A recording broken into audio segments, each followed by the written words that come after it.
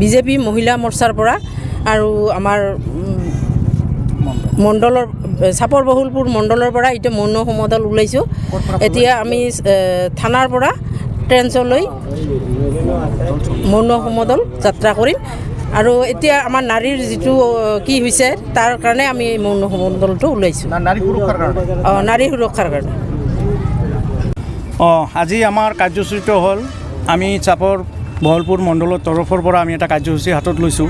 যিটো কাৰ্যসূচী আজি আমাৰ সমগ্ৰ ভাৰতবৰ্ষত যিটো নিন্দনীয় বিষয় আৰু যিটো নৰকাণ্ডীয় যিটো অপৰাধমূলক এটা ডাক্তৰৰ লগত যিটো আমাৰ কাম হৈছে, তাতে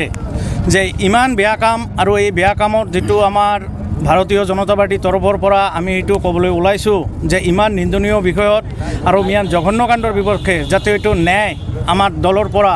আমি এইটো সাব্যস্ত কৰিব পাৰোঁ আৰু দিব পাৰোঁ, তাৰ কাৰণে আজি আমাৰ এইটো মৌন সমদল আমি এটা উলিয়াইছোঁ আৰু ভৱিষ্যতে যাতে এনেকুৱা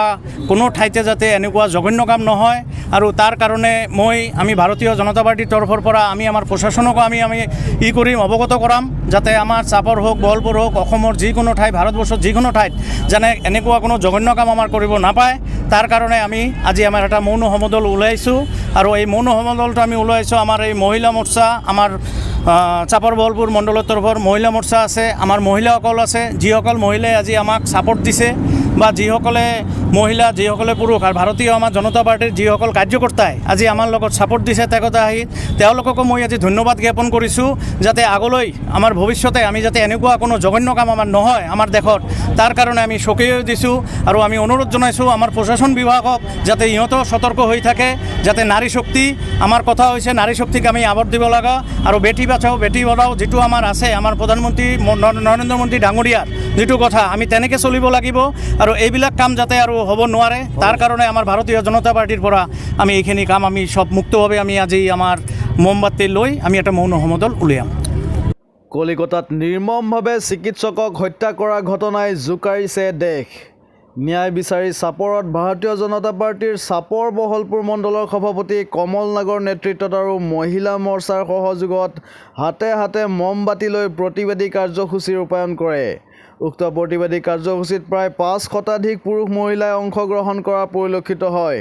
হত্যাকাৰীৰ ফাঁচীৰ দাবীত এই প্ৰতিবাদী কাৰ্যসূচীৰ লগতে শ্ৰদ্ধাঞ্জলি অনুষ্ঠান অনুষ্ঠিত কৰি তীব্ৰ ক্ষোভ উজাৰে বিজেপি কৰ্মীসকলে। দোষীক সোনকালে কৰায়ত্ব কৰি ফাঁচীৰ দাবী জনায়। চাপৰৰ পৰা ফিৰোজ আলমৰ ৰিপৰ্ট, এনি আছাম 24/7। কলিকতাৰ যিটো আৰজিকৰ হস্পিটেল, এই হস্পিটেলখন কলিকতাৰ বা পশ্চিমবংগৰ আটাইতকৈ পুৰণি হস্পিটেল, খুব নাম ডাক থকা হস্পিটেল আৰু এইখন হস্পিটেলত একমাত্ৰ কেঞ্চাৰৰ বাহিৰে যিকোনো ট্ৰিটমেণ্ট তাত হয়। এই কিছু মানে ৰাজনৈতিক দলৰ কিছু মানে আকৃতিত মানুহ, কিন্তু তেওঁলোকৰ ভিতৰত মনুষ্যত্ব নাই, যাৰ কাৰণে সেই হস্পিটেলখনত গ্ৰাউণ্ড ফ্ল'ৰ, ফাৰ্ষ্ট ফ্ল'ৰ, দ্বিতীয় ফ্ল'ৰ, 3টা মহলা ভাঙি চিঙি একদম শেষ কৰি দিছে। তাৰ যিখিনি ষ্টাফ আছে সেই ষ্টাফখিনিক মাৰধৰ কৰিছে, বেয়াকৈ মাৰধৰ কৰিছে আৰু ডক্টৰ এজনক তাত হত্যা কৰা হৈছে। এই পৰিপ্ৰেক্ষিতত গোটেই ভাৰতবৰ্ষত যোৱাকালি ফাৰ্মাচীবিলাক বন্ধ আছিল আৰু আমাৰ দলীয় নিৰ্দেশনা অনুপাতে আমি অকল চাপৰত নহয়, অসমৰ প্ৰত্যেকখন ঠাইতেই নহয়, ভাৰতবৰ্ষৰ গোটেই ভাৰতবৰ্ষত বিজেপি দলে এইটোক ধিক্কাৰ জনাইছে, এই অপকাণ্ডৰ বিৰোধিতা কৰিছে আৰু এনে নৰসংহাৰৰূপী কাণ্ড যাতে ভাৰতবৰ্ষৰ বুকুত কোনো ৰাজনৈতিক দলে কৰিব নোৱাৰে আগলৈ, তাৰ কাৰণে আমি এইটোৰ প্ৰতিবাদ কৰি আমি আজি ইয়াত চাপৰত আমাৰ সোণা নাগৰ নেতৃত্বত আমি কমল নাগৰ নেতৃত্বত আমি ইয়াত মৌন মিছিল উলিয়াইছোঁ।